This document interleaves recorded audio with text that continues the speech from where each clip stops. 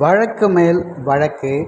சீமான் மற்றும் சாட்டை துரைமுருகனை கைது செய்ய வேண்டும் என்கிற தலைப்பில் தான் இந்த காணொலியை நம்ம காண இருக்கோம்.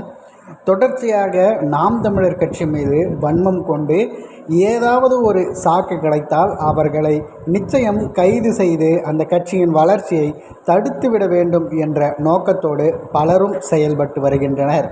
அந்த வகையில் சமீபத்தில் கிடைத்த ஒரு துண்டு சீட்டாக சண்டாளன் என்ற வார்த்தை கிடைக்க அதை வைத்து கலைஞரை இழிவுபடுத்தி பேசிவிட்டனர் சாட்டை துரைமுருகனும் சீமானும் என்று மிகப்பெரிய அளவில் கட்டம் கட்டி திட்டிக் கொண்டுள்ளனர் உடன்பிறப்புகள்.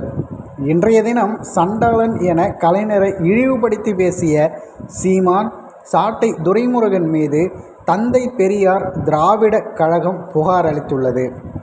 தொடர்ச்சியாக சாதிய ரீதியாகவும் அடிப்படை அரசியல் நாகரிகமற்ற முறையில் பேசி வரும் 4ஆம் தர நபர்களான சீமான் மற்றும் சாட்டை துரைமுருகன் என்ற நபர் மீதும் சென்னை மாவட்ட தந்தை பெரியார் திராவிடர் கழகத்தின் சென்னை மாவட்ட செயலாளர் குமரன் தலைமையில் சென்னை காவல் ஆணையர் அலுவலகத்தில் இன்றைய தினம் காலை புகார் அளிக்கப்பட்டுள்ளது.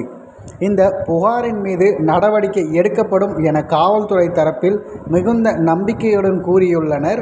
நடவடிக்கை எடுக்க தவறும் பட்சத்தில் தந்தை பெரியார் திராவிட கழகத்தின் துணை தலைவரும் உயர்நீதிமன்ற மூத்த வழக்கறிஞருமாக உள்ள ஐயா துரைசாமி அவர்கள் சட்ட ரீதியான நடவடிக்கைகளை எடுக்க மேற்கொள்வதாக கூறியுள்ளனர் என தந்தை பெரியார் திராவிட கழகத்தை சார்ந்த ஒரு நபர் அவரது எக்ஸ் வலைதள பக்கத்தில் பதிவிட்டுள்ளார்.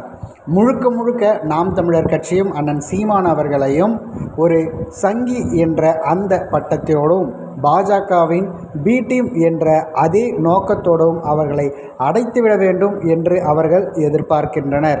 ஆனால் அந்த காலம் எல்லாம் மலையேறிவிட்டது. தற்போது நாம் தமிழர் கட்சி மட்டும்தான் பாஜகவை நேரடியாக எதிர்க்கக்கூடிய ஒற்றை கட்சியாக இருக்கிறது என்பது தமிழக மக்களுக்கு நன்றாகவே புரிந்துள்ளது என்பதுதான் மிக முக்கியமான விடயமாக பார்க்கப்படுகிறது. நீங்கள் தொடர்ச்சியாக சீமானையும் சாட்டை துரைமுருகன் அவர்களையும் குறிவைப்பதை குறித்து உங்களது பார்வைகள் என்ன என்பதை மறவாமல் பின்னூட்டத்தில் பதிவிட்டு விடுங்கள்.